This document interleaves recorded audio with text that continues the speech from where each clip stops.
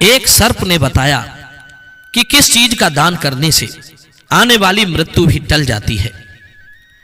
मृत्यु के विषय में कहा गया है कि मृत्यु परमात्मा के द्वारा नियुक्त की गई वो कार्य करता है जिसे ना किसी लोभ से लोभाया जा सकता है, जिसे ना किसी कीमती वस्तु से खरीदा जा सकता है, जिसे ना किसी शस्त्र से डराया जा सकता है, जिसे ना किसी लॉजिक से भ्रमित किया जा सकता है। मृत्यु जीवन का वो अटल सत्य है। जब इसका समय होता है तभी ये आ ही जाती है। उस समय आप चाहे कितना ही लोभ दिखाओ, चाहे ताकत दिखाओ, चाहे अपने पद की दोहाई दो, चाहे अपने रूप से उसे आकर्षित करो, चाहे अपने ज्ञान से उसे भटकाने की कोशिश करो, फिर भी उससे एक सांस अधिक नहीं जी सकती। वो आपको लेकर ही जाएगी। पर इस कहानी में मैं आपको बता रहा हूं कि कौन सा काम करने से मृत्यु भी टल जाती है। तो चलिए बने रहिए हमारे साथ इस कहानी में वीडियो की समाप्ति तक। मित्रों, एक समय की बात है, एक पर्वत के शिखर पर कुछ पक्षियों की सभा हो रही थी। सभी पक्षी घेरा बनाकर बैठे हुए थे। सभी पक्षियों के बीच धर्म चर्चा चल रही थी। उस धर्म चर्चा में एक प्रश्न निकल कर आया। सभी पक्षियों के मध्य में हंसों का राजा भी बैठा हुआ था। विशाल पंख वाला पक्षी मोर भी विराजमान था। उसी धर्म चर्चा के बीच एक पक्षी ने एक प्रश्न उठाया कि हे धर्म ज्ञानियों, मेरे मन में एक अजीब प्रश्न चल रहा है। और प्रश्न ये है कि क्या संसार में कोई काम ऐसा भी है जिससे मृत्यु को भी टाला जा सकता है? क्योंकि कहते हैं मृत्यु का समय अटल होता है। जब जिसकी मृत्यु आ जाती है तब उस समय ना कोई एक पल घटा सकता है, ना कोई एक पल बढ़ा सकता है। क्या कभी ऐसा हुआ है कि किसी ने मृत्यु को भी टाल दिया हो? मित्रों, जब यह प्रश्न सभा में आया तो प्रश्न सुनकर सारे पक्षी चुप हो गए। किसी के पास इस प्रश्न का कोई जवाब नहीं था, क्योंकि सब जानते थे कि मृत्यु किसी पर रहम नहीं करती। मृत्यु के सामने किसी की रिश्वत काम नहीं करती। सभी पक्षी विचार करने लगे कि अजीब प्रश्न है। मृत्यु को टालते हुए हमने आज तक किसी को नहीं देखा। ऐसा कोई तरीका है जिससे मौत को भी पीछे हटाया जा सके? सभी पक्षी इस प्रश्न को लेकर अपना अपना विचार प्रकट कर रहे थे। मित्रों, उसी समय पर वहीं पास से एक सर्प गुजर रहा था। जब उसके कान में पक्षियों की यह चर्चा पहुंची तो वो सर्प उन पक्षियों के पास जा पहुंचा। सर्प को सामने देखकर सारे पक्षी डर के मारे इधर उधर भागने लगे। कहने लगे, भाई, हमने कहां मृत्यु की चर्चा छेड़ दी। हमारे सामने तो साक्षात मृत्यु ही उपस्थित हो गई। सभी पक्षियों को भागते हुए देखा तो सर्प कहने लगा, पक्षियों, आपको मुझसे डरने की जरूरत नहीं है। मैं तो आपके प्रश्न का उत्तर देने आया हूं। मैंने देखा है साक्षात मृत्यु को टालते हुए। मैं आपको बताऊंगा कि कैसे, किस काम के करने से मृत्यु भी टल जाती है। आज तक जिन लोगों ने अपनी मृत्यु टाली है, उन्होंने ये काम अपनी तपस्या के बल से किया है। लेकिन ऐसा कोई साधारण काम भी है जिसके प्रभाव से मौत भी डर जाती है? वो कौन सा काम है जिसके प्रभाव से मौत भी डर जाती है? दर्शक बंधु, अब तो वो सर्प कहता है, हे पक्षियों, मेरी बात ध्यान देकर सुनो। मैं तुम्हें एक कथा सुनाता हूं। प्राचीन समय की बात है। एक प्रसिद्ध काशी नाम की नगरी है, जिसे महादेव की नगरी कहा जाता है। काशी को देवनागरी के रूप में भी पूजते हैं। उस प्रसिद्ध काशी नगरी में काम्बोज नाम के राजा हुए थे। राजा बहुत ही धर्मात्मा थे। राजा काम्बोज की बड़ी ही पतिव्रता और धर्मपरायणा रानी थी। रानी का नाम था सुदेशना। दोनों पति पत्नी भगवान शिव के बहुत बड़े उपासक थे। भगवान शिव की आराधना करने के लिए मंदिर में जाना उनका नित्य का काम था। उधर सर्प पक्षियों से कहता है, हे पक्षियों, कहानी शुरू हो चुकी है, अब इसे ध्यान से सुनना। ध्यान से सुनने की बात है। राजा धर्म पूर्वक अपने राज्य का संचालन कर रहा था। राजा के राज्य में कोई भी प्राणी दुखी नहीं था। समस्त जनता सुख और वैभव से संपन्न थी। चारों तरफ खुशियां ही खुशियां थी। एक घाट पर गाय और सिंह पानी पिया करते थे। इधर सर्प पक्षियों को सुना रहा था कि हे पक्षियों, इसी प्रकार धीरे धीरे कुछ समय बीत गया, परंतु राजा के यहां कोई संतान पैदा नहीं हुई। राजा की आयु ढल गई, लेकिन उनके घर में अभी भी कोई बालक पैदा नहीं हुआ। एक दिन की बात है कि महाराज काम्बोज काशी नगरी की एक प्रसिद्ध गली से निकलकर जा रहे थे और उधर से सुबह सुबह एक झाड़ू वाली और उसका पति गली में झाड़ू लगा रहा था। जब उन दोनों ने सामने से राजा को आते हुए देखा तो वे दोनों पति पत्नी अपने स्थान पर मुंह फेर कर खड़े हो गए। उन दोनों का ऐसा व्यवहार देखकर राजा काम्बोज को अच्छा नहीं लगा। महाराज उस समय तो भगवान शिव की पूजा करने मंदिर जा रहे थे, इसलिए उन दोनों से कुछ नहीं कहा। लेकिन जब वे राज दरबार में आए तो उन्होंने अपने एक सैनिक को भेजकर कहा कि तुम जाओ और उस झाड़ू लगाने वाले को बुलाकर ले आओ, उससे मुझे कुछ बातें करनी है। देखिए दर्शक बंधु, वो सैनिक उस झाड़ू वाले के घर जाता है जिसने महाराज को देख करके मुंह फेर लिया था। सैनिक ने उसे सारी बात बताई कि तुम्हें राजा साहब ने बुलवाया है। वो झाड़ू लगाने वाला मन में विचार करने लगा कि महाराज का आदेश है, टाल तो नहीं सकते, इसलिए चलना पड़ेगा। लेकिन पुत्रहीन राजा का मुंह देखना बहुत बुरा होगा। मित्रों, वो झाड़ू वाला उस सैनिक के साथ राजा के दरबार के लिए चल देता है। कुछ समय के बाद महाराज के दरबार में वो जाकर खड़ा हो जाता है और राजा को दंडवत प्रणाम करता है। महाराज कहने लगे, हे भाई, मुझे एक बात बताओ। आज प्रातःकाल जब मैं भगवान शिव के मंदिर के लिए जा रहा था तो तुम दोनों ने मुझे देखकर मुंह क्यों फेर लिया? मित्रों, वो हरिजन बड़ा ही निर्भीक था। कहने लगा, हे महाराज, आप भले ही मुझे मृत्यु दंड दे दो तो भी मुझे कोई ऐतराज नहीं है, परंतु मैं सत्य ही बोलूंगा। हे महाराज, आपके यहां तो परम विद्वान और श्रेष्ठ ऋषिगण राजपुरोहित विराजमान है। अगर मैं गलत बोलूं तो आप इनसे पूछ लेना। सुबह सुबह आपका कोई मुंह देख लेता है तो उसका पूरा दिन खराब हो जाता है, क्योंकि तुम संतानहीन राजा हो, इसलिए मैंने आपको देख करके मुंह फेर लिया था। मित्रों, राजा इस बात को सुनकर के बड़े अचंभित हुए। मन में विचार करने लगे कि यह व्यक्ति बिल्कुल सही कह रहा है। यदि किसी देश का राजा पुत्रहीन है तो वास्तव में यह अच्छा नहीं है। मित्रों, राजा ने उस झाड़ू वाले को उसके घर भेज दिया और मन में विचार करने लगा कि अब मुझे भगवान शिव के यहां जाकर एक पुत्रेष्टि यज्ञ कराना चाहिए। दर्शक बंधु, ऐसा विचार करके राजा अपने महलों को आए और अपनी महारानी से कहने लगे कि हे रानी, हमारे नगर के लोगों को हमारा मुंह देखने से बहुत तकलीफ होती है, क्योंकि हम संतानहीन हैं। हमारे कोई पुत्री नहीं है, ना कोई पुत्र है। चलो भगवान शिव के दरबार में चलते हैं और भगवान विश्वनाथ से आराधना करेंगे कि वे हमें एक पुत्र प्रदान करें।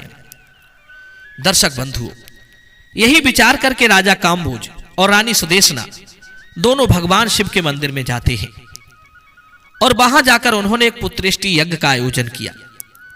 मित्रों, राजा रानी के पुत्रेष्टि यज्ञ करने पर भी संतान उत्पन्न ना हुई। पुत्रेष्टि यज्ञ भी राजा का निष्फल हो गया। जो यज्ञ करने वाला था वो भी ये जानकर बड़ा चिंतित हुआ कि आज तक मैंने जितने भी यज्ञ कराए हैं कोई भी यज्ञ निष्फल नहीं गया है। लगता है राजा का भाग्य ही खोटा है। राजा के भाग्य में भगवान ने कोई संतान लिखी ही नहीं है, इसीलिए तो पुत्रेष्टि यज्ञ निष्फल हो गया। दर्शक बंधु, इधर पर्वत के शिखर पर वो सर्प कहता है, हे पक्षियों, राजा भी बड़ा धैर्यवान था। इस बात से राजा बिल्कुल भी विचलित नहीं हुआ। राजा बड़ा ही धैर्य धारण करने वाला था। उसने अपने मंत्री से कहा, मंत्री, तुम मेरी अनुपस्थिति में राज्य का संचालन करो, मैं अब भगवान शिव की आराधना करूंगा। ऐसा निश्चय करके राजा भगवान शिव के मंदिर में बैठकर उनकी तपस्या करने लगता है और इस तरह से धीरे धीरे तपस्या करते हुए राजा को 6 महीने का समय हो जाता है। इधर भगवान शिव भी सोचने लगे कि मुझे अपने इस भक्त के पास जाना चाहिए। इस समय भगवान शिव राजा के सामने प्रकट होते हैं और कहने लगे, हे राजन, मैं तुमसे अति प्रसन्न हूं, वरदान मांगो, तुम मुझसे क्या वरदान चाहते हो? राजा ने कहा, हे भगवान, आप तो अंतर्यामी हैं, सबके मन की बात जानते हैं। कहते हैं, गुरु बिन सूना ज्ञान, ज्ञान बिन हृदय सूना, गज सूना बिन दंत, पात बिन तरवर सूना, कोयल सूनी बिन बाग, हंस बिन सागर सूना, चंदा सूनी बिन रैन, घटा बिन सूनी दामिन, कुल सूनो बिन पूत, भुवन बिन सूनी भामिन।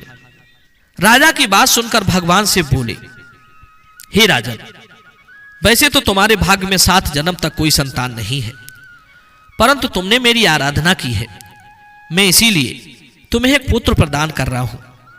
लेकिन ध्यान रखना, उस पुत्र की आयु मात्र 20 वर्ष होगी। 20 वर्ष तक वो तुम्हें पुत्र का सुख देकर पुनः अपने स्थान को लौट जाएगा। राजा ने सोचा, चलो 20 वर्ष को ही सही, कम से कम संतानहीन होने का कलंक तो मिट जाएगा। राजा ने कहा, जो भी हो भगवान, आप मुझे पुत्र प्रदान करें। गुणवान मनुष्य थोड़े ही समय में बहुत कुछ कर जाते हैं। जीवन भले ही थोड़ा हो, पर सत्कर्मों से युक्त होना चाहिए। मित्रों, उसी समय भगवान शिव ने अपने आयुष्मान नामक गढ़ को बुलाया और उससे कहा कि तुम जाओ, 20 साल के लिए इस राजा के पुत्र रूप में जन्म ले लो। मित्रों, राजा मंदिर में से भगवान शिव का वरदान लेने के बाद वापस अपने घर लौट जाता है और वो सूचना अपने राजपुरोहित और महारानी को सुनाता है कि भगवान शिव ने मुझे वरदान दे दिया है, अब हमारे घर में पुत्र अवश्य पैदा हो जाएगा। श्रोताओं, धीरे धीरे समय व्यतीत हुआ। भगवान शिव के वरदान अनुसार रानी सुदेशना गर्भ धारण करती है। यह देखकर राजा के घर में खुशी की लहर दौड़ जाती है। राजा बहुत प्रसन्न होता है। समय के अनुसार भगवान शिव के उस तेजस्वी गढ़ ने राजा के पुत्र रूप में जन्म ले लिया। यह देखकर राजा और रानी बड़े प्रसन्न हुए। संपूर्ण नगर में उत्सव मनाया गया कि महाराज के यहां पुत्र का जन्म हुआ है। संपूर्ण नगर को सजाया गया। संपूर्ण नगर में खुशियां मनाई गई, गोले छोड़े गए। दर्शक बंधुओं, ब्राह्मण ने उस पुत्र का नाम आयुष्मान रखा। धीरे धीरे आयुष्मान बड़ा होने लगा। राजकुमार आयुष्मान अपने पिता की तरह बड़े ही धर्मात्मा और ईश्वर भक्त थे। राजा का पुत्र बड़ी तेजी से बड़ा होने लगा। धीरे धीरे समय गुजरता चला गया।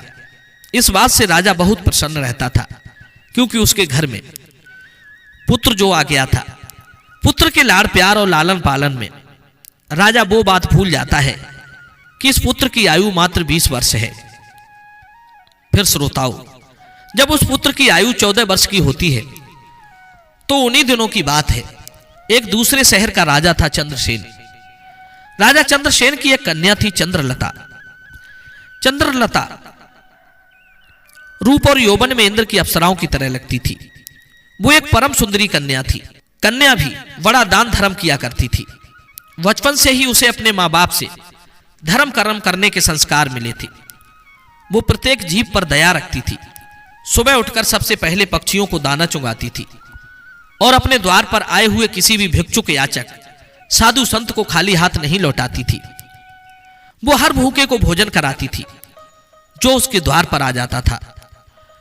मित्रों, कन्या भी इधर धीरे धीरे बड़ी हो जाती है। महाराज चंद्रसेन ने जब राजा काम्बोज के पुत्र आयुष्मान के बारे में सुना कि महाराज काम्बोज के यहां एक बड़ा धर्मात्मा और तेजस्वी पुत्र है, ऐसा विचार करके राजा चंद्रसेन ने अपनी कन्या का रिश्ता राजा काम्बोज के यहां भिजवा दिया।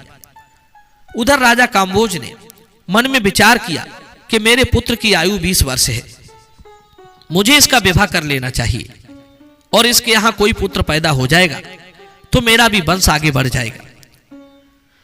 मित्रों, ऐसा सोच विचार कर राजा काम्बोज ने अपने राजकुमार का रिश्ता तय कर लिया और कुछ समय में ही राजकुमारी चंद्रलता का राजकुमार आयुष्मान के साथ विवाह हो जाता है। राजकुमारी चंद्रलता बहुत ही पतिपरायणा थी। उसका एक नियम यह भी था कि वो भोजन तभी करती थी जब तक किसी भूखे प्राणी को भोजन नहीं करा देती थी। धीरे धीरे समय गुजरता गया। इधर राजा को लगने लगा कि उसके पुत्र की मृत्यु का समय नजदीक आ रहा है। उसकी 20 वर्ष की आयु पूर्ण होने वाली है।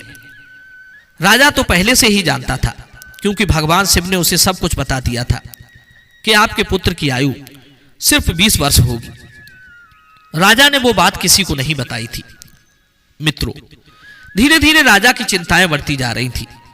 जैसे जैसे राजकुमार की उम्र बढ़ रही थी, वैसे वैसे राजा की चिंता बढ़ रही थी। धीरे धीरे जब राजकुमार की आयु में मात्र 3 दिन शेष रह गए, तो राजा सोचने लगा कि अब मैं क्या करूं। मेरा पुत्र 3 दिन बाद काल के गाल में चला जाएगा।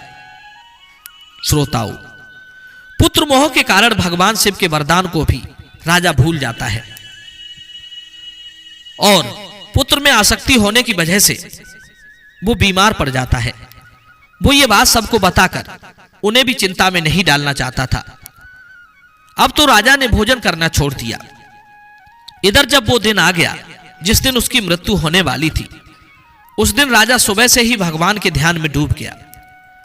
कहने लगा, हे भगवान, पुत्र के जाने का दुख सहन करने की मुझे शक्ति प्रदान करो। विधि के लेख को तो कोई नहीं बदल सकता। जो होना है वो तो होकर ही रहेगा। इधर वो सर्प पक्षियों को सुनाता है कि हे पक्षियों, उस राजकुमार की जो नवविवाहिता पत्नी थी, वो नित्य प्रति भूखे गरीबों को भोजन कराया करती थी, पक्षियों को दान चुंगाया करती थी। रोज की तरह उस दिन भी वो अपने धर्म कर्म में लगी हुई थी। इधर यमलोकपुरी में चित्रगुप्त ने यमराज को राजकुमार आयुष्मान की मृत्यु के बारे में बताया। यमराज ने तुरंत अपने दूतों को आदेश दिया, कहा कि जाओ, अब से 1.5 घंटे के बाद तुम्हें राजकुमार आयुष्मान के प्राण उसके शरीर से निकाल कर लाने हैं। राजकुमार आयुष्मान के प्राण तुम ऐसे नहीं निकाल सकते। इसके लिए तुम्हें एक सर्प के पास जाकर उसे राजकुमार की मृत्यु के लिए प्रेरित करना होगा, क्योंकि उस राजकुमार की मृत्यु सर्प के डसने से होगी। कोई सर्प उसे डसेगा तभी हम उसके प्राण हर सकते हैं। यमराज ने अपने दूतों से कहा कि चलो, अब शीघ्रता करो और 1.5 घंटे के अंदर ही उसके प्राणों को लेकर आना है। यमराज की आज्ञा पाते ही 2 यमदूत राजकुमार आयुष्मान के प्राण लेने के लिए चल दिए और उधर यमराज की माया से प्रेरित होकर एक नाग मन में विचार करने लगा कि आज मुझे राजमहल में प्रवेश करना चाहिए और राजमहल में मुझे घूमकर देखना चाहिए। मित्रों, अब तो वो सर्प घूमता घूमता चला जा रहा था और राजा के राजमहल में प्रवेश कर गया। दर्शक बंधु, वो नाग तो यमराज से प्रेरित था, इसलिए घूमता हुआ वो राजकुमार की सैया पर पहुंच जाता है जहां राजकुमार सोता था। वो जाकर राजकुमार के बिस्तर में सिमट कर बैठ जाता है। यमराज के दोनों दूत राजमहल के द्वार पर खड़े हो जाते हैं और समय पूरा होने का इंतजार करने लगते हैं।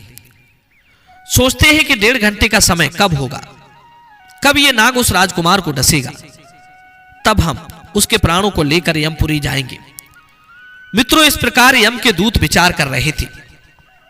उधर क्या होता है, किसी दूसरे एक गांव में एक गरीब आदमी रहता था। उसके यहां एक कन्या पैदा हुई। उस पुत्री का विवाह उन्होंने समय पर कर दिया, परंतु उस पुत्री का जो पति था वो बहुत शराब पीता था। मद्यपान करना, वेश्यागमन करना उसका काम था।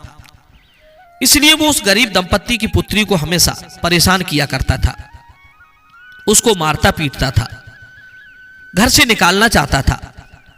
श्रोताओं, वो लड़की उस गरीब दंपत्ति की पुत्री वहां कुछ समय तक रहती रही। उसके बाद वो गर्भ धारण करती है। एक दिन वो अपने पति की मारपीट से तंग आकर अपने पिता के घर चली जाती है।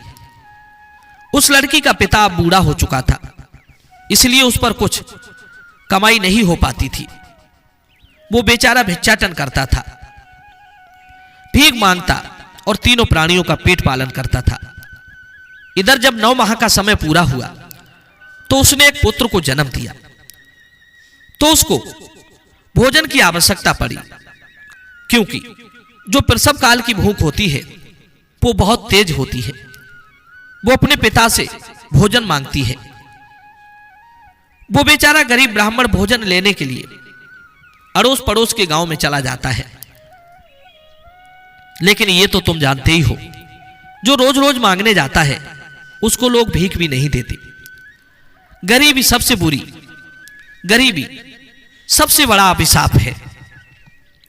देहधारियों के लिए सबसे बड़ा अपमानकारी कष्ट है। गरीबी पत्थर से भी ज्यादा भारी होती है। सबसे बड़ा दुख गरीबी का होता है। उस गरीब को कोई भी खाने को 4 दाने अन्न के नहीं देता है। उधर उस लड़की की भूख उसे बहुत परेशान करती जा रही थी। तो वो लड़की अपने पिता से कहने लगी, पिताजी, मैं भूख के मारे मरी जा रही हूं। बिना भोजन के 3 दिन हो चुके हैं। तुम्हें कुछ भीख में मिला हो तो मुझे खाने को दे दो, नहीं तो मैं मेरे बच्चे को ही खा जाऊंगी। तब वो बूढ़ा आदमी कहता है कि हे पुत्री, तुम इस लड़के को मत खाइए। मैं आज कोशिश करता हूं, कहीं जाऊंगा भोजन मांगने के लिए। अगर कहीं से कुछ मिल जाता है तो मैं तुम्हें लाकर दे दूंगा। आज मैं काशीपुरी में जाऊंगा। वहां के जो राजा है उनके द्वार पर जाकर उनसे कुछ मांगूंगा। यदि कुछ खाने को मिला तो मैं तुम्हें लाकर अवश्य दूंगा। ऐसा विचार करके वो बूढ़ा पिता चल देता है। और जहां वो रानी थी, राजकुमार ऐशुमान की धर्मपत्नी चंद्रलता, वो रोजाना गरीबों को भोजन वितरित करती थी। उस दिन महाराज तो बीमार पड़े थे, क्योंकि पुत्र मोह के कारण, पुत्र की चिंता के कारण वो सैया पर पड़े हुए थे। इसलिए आज उसने कोई भोजन वितरित तो नहीं किया, परंतु उसने अपने पति के लिए जो भोजन बनाया था उसमें कई प्रकार के व्यंजनों से सुसज्जित करके भोजन का थाल सजाकर उसने रख दिया था कि उसके पति आएंगे तो वो उन्हें भोजन करा देगी। लेकिन इतने में वो बूढ़ा आदमी उसके द्वार पर पहुंच जाता है। इधर राजकुमार आयुष्मान की पत्नी चंद्रलता को द्वार पर खड़ा वो दीनहीन वृद्ध आदमी दिखाई दे जाता है और उस वृद्ध को देख करके उसे दया आ जाती है। बूढ़े आदमी ने उसकी तरफ देखा तो कहने लगा, हे बहन, यदि मुझे इस समय कुछ भोजन मिल जाए तो तुम्हारा बड़ा एहसान होगा।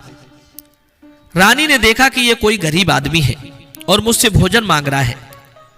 भोजन तो मैंने अपने पति के लिए बनाया है। अगर यह भोजन मैं इसे दे दूंगी तो मेरा पति क्या खाएगा। फिर उसने सोचा कि मेरे पति तो अभी आए भी नहीं है, वो अपने बीमार पिता के पास बैठे हैं। तब तक मैं ये भोजन इस गरीब आदमी को दे देती हूं। मेरे पति आ जाएंगे तो मैं उन्हें और भोजन तैयार कर दूंगी।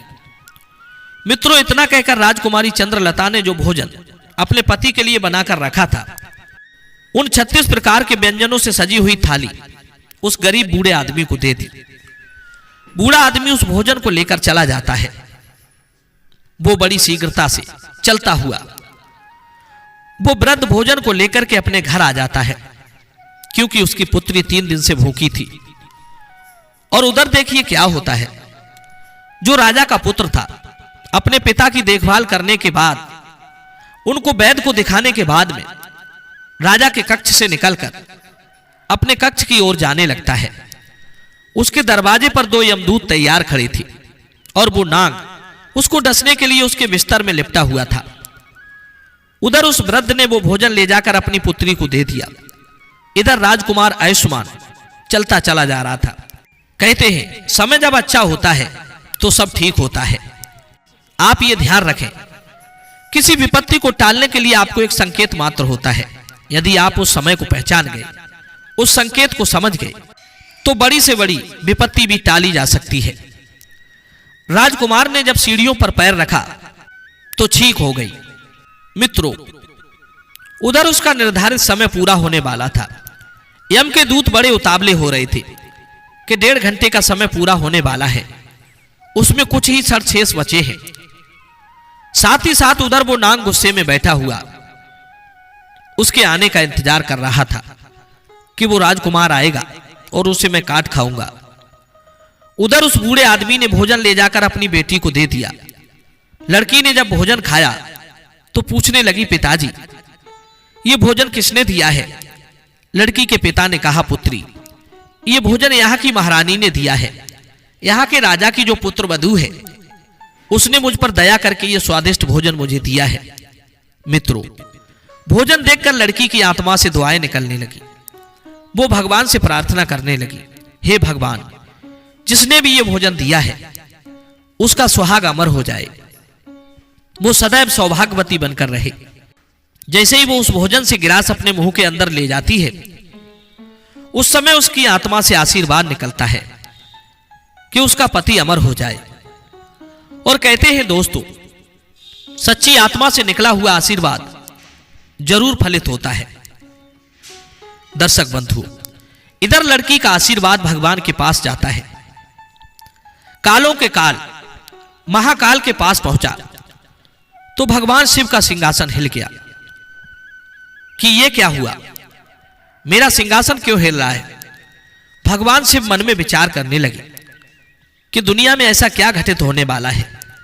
उन्होंने तुरंत नारद मुनि को बुलाया और नारद से कहा कि देख करके आओ, तीनों लोकों में क्या घटित होने वाला है। नारद एक ऐसे व्यक्ति थे जो तीनों लोकों की सूचना लाने में सक्षम थे पल मात्र में। इधर नारद ने देखा तो सब समझ में आ गया। उन्होंने जाकर के भगवान शिव से कहा, हे प्रभु, एक विचित्र दृश्य पैदा हो रहा है। राजा काम्भोज के पुत्र की मृत्यु का समय आ गया है। यमदूत दरवाजे पर खड़े हैं, नाग उसके बिस्तर में फन फैलाए बैठा है। राजकुमार सीढ़ियों पर चढ़कर ऊपर जा रहा है। जैसे ही वो अपने पलंग पर जाकर बैठेगा, नाग उसे डस लेगा। मित्रों, उधर वो उस बूढ़े आदमी की पुत्री राजकुमारी को आशीर्वाद दे रही है। उसकी आत्मा से आशीर्वाद निकल रहा है कि उसका सुहाग अमर हो जाए। हे भगवान, ये कैसा विचित्र संयोग है। एक तरफ मौत लेने को खड़ी है, एक तरफ आशीर्वाद उसकी लंबी उम्र की प्रार्थना कर रहा है। अब तो दान की शक्ति और मौत में ठन गई। नारद बोले, प्रभु, इसमें क्या होगा। भगवान बोले, जो विधाता ने निश्चित कर दिया है वही होगा, देखते जाइए, सब अच्छा ही होगा। भगवान से वहां से अंतर्ध्यान हो जाते हैं। उधर वो राजकुमार सीढ़ियों पर चढ़कर अपने पलंग की ओर बढ़ रहा है। यम के दूत तैयार खड़े हुए हैं, देख रहे हैं कि अब हमारा काम बन गया। परंतु देखिए होनी का संयोग, राजकुमार अपने पलंग पर जाकर बैठता है। उधर दान की शक्ति बीच में आकर खड़ी हो गई, जिसके कारण नाग शिथिल हो गया। उससे चला भी नहीं जा रहा है, उसमें आगे बढ़ने की शक्ति नहीं रही। नाग सोचने लगा कि मैं तो इस राजकुमार को डसने आया था, पर मुझसे तो अब चला भी नहीं जा रहा है। ये सब क्या हो रहा है। ये सब उस आशीर्वाद का प्रभाव था जो उस भूखी लड़की ने दिया था। कहते हैं जब श्राप लग जाता है तो आशीर्वाद भी लगता है। राजकुमार और नाग के बीच में आशीर्वाद आकर खड़ा हो गया। राजकुमारी का दान मृत्यु को आगे नहीं बढ़ने दे रहा है। यमदूत उस दान की शक्ति से कहने लगे कि तुम यहां से लौट जाओ, हमें हमारा काम करने दो, हम इसके प्राण लेकर जाएंगे। तो दान की शक्ति और उस लड़की का आशीर्वाद कहने लगा, कदापि नहीं, ऐसा कभी नहीं होगा कि हमारे होते हुए तुम इसके प्राणों का हरण कर लो। मित्रों, अब तो दोनों में बहस आरंभ होती है। बहस आरंभ हुई तो उनमें युद्ध छिड़ गया और दान की शक्ति ने उन्हें यम के दूतों को आगे बढ़ने से रोक दिया। यम के दूत आगे नहीं बढ़ पाए और यम के दूत वापस हार कर यमलोक को चले गए। जाकर के यमराज से कहा, महाराज, ये कैसी विडंबना है। यमराज ने कहा, तुम लोग खाली कैसे आ गए, तुम्हें तो राजकुमार आयुष्मान के प्राण लेने भेजा था। तभी यमदूत कहते हैं, हे स्वामी, उसके प्राणों को लाने में दो बड़ी बाधाएं बीच में खड़ी हैं, उनके आगे हमारा कोई जोर नहीं चल पाया। जवाब दिया, ऐसी कौन सी बाधाएं हैं जो मृत्यु के मार्ग में रोड़ा बढ़ रही हैं। यमदूतों ने बताया, हे स्वामी, एक तो दान की शक्ति है, दूसरी आशीर्वाद की शक्ति। इतनी बात सुनकर यमराज बोले, हे पार्षदों, लगता है जीवों को लाते लाते तुम लोग बूढ़े हो गए हो। मैं जाकर देखता हूं कि कौन बाधा राजकुमार के प्राण लाने से रोकती है। मित्रों, इधर सर्प कहता है, हे पक्षियों। तब तो यमराज स्वयं धरती लोक पर स्वयं आए। उधर भगवान ने मन में सोचा कि अब मुझे इनमें समझौता कराना होगा। यमराज इनसे जीत नहीं पाएंगे और अगर यमराज हार गए तो यह प्रकृति के नियमों का उल्लंघन होगा। दर्शक बंधु, यमराज जब वहां उपस्थित हुए तो वहीं भगवान शिव भी प्रकट हो गए। यमराज ने भगवान शिव को देखा तो भगवान शिव को देखकर के चरणों में प्रणाम किया। भगवान शिव बोले, हे यमराज, तुम नहीं जानते हो, तुम्हारे विधान के अनुसार इसकी आयु पूर्ण हो चुकी है, परंतु मुझे यह बताएं कि क्या श्राप नहीं लगते? श्राप तो मुझे भी, श्री विष्णु को और ब्रह्मा जी को भी झेलने पड़ते हैं। क्या तुमने श्राप के कारण मृत्यु लोक में विदुर के रूप में जन्म नहीं लिया था? बताओ, तुमने क्यों अवतार धारण किया था? यमराज कहने लगे, हे भगवान, वो तो मुझे ऋषि के श्राप का मान रखना था। तो भगवान शिव बोले कि जब तुम एक सांप का मान रख सकते हो तो उसी तरह से किसी की आत्मा से निकलने वाले आशीर्वाद का भी मान रख सकते हो, उसे आप कैसे निष्फल कर सकते हो? यमराज भगवान शिव से बोले, प्रभु, अब इसका उपाय आप ही कीजिए, मैं क्या करूं? तो भगवान शिव बोले, आप इसकी आयु 100 वर्ष कर दीजिए और 100 वर्ष बाद इसको तुम ले जाना। यह उस शक्ति के आशीर्वाद के कारण और वरदान के कारण मृत्यु की योग नहीं रहा है, इसलिए मृत्यु को इसने जीत लिया है। दर्शक बंधुओं, भगवान शिव के कहने पर यमराज ने प्रकृति के विधान में परिवर्तन कर दिया और उसकी आयु को बढ़ाकर 100 वर्ष कर दिया। उसके बाद यमराज यमलोकपुरी को वापस लौट गए। तो इस तरह से यमराज वापस लौट गए। दर्शक बंधुओं, इधर राजकुमार आयुष्मान की आयु 100 वर्ष की हो जाती है। एक भूखे को भोजन दान देने पर मृत्यु भी टल गई। इसीलिए कहते हैं, मनुष्य के अच्छे कर्म, परोपकार, पर सेवा मृत्यु को भी टालने की सामर्थ्य रखते हैं। लेकिन हमें यह देखना है कि जिसको हम जो चीज दान दे रहे हैं वो पात्र होना चाहिए, दान पाने के योग्य होना चाहिए।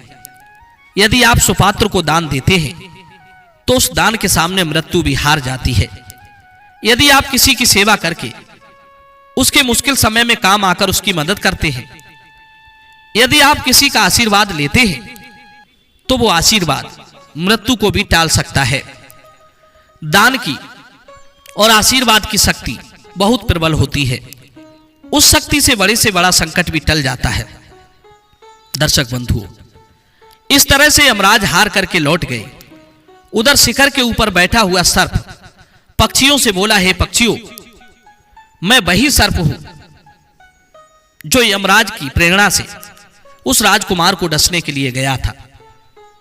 लेकिन मैं उस दिन दान की और आशीर्वाद की शक्ति समझ चुका था। उसी दिन से मैं आकर इस पर्वत पर भगवान का ध्यान करने लगा। ऐसे कई उदाहरण इस सृष्टि में देखने को मिले हैं जिन्होंने यमराज को भी हरा दिया है। मित्रों, सर्प बोला, हे पक्षियों, इस तरह से हमारी यह कहानी पूरी होती है। यदि तुम्हारे मन में कोई और प्रश्न हो, कोई और शंका हो, तो मुझे जरूर बताएं।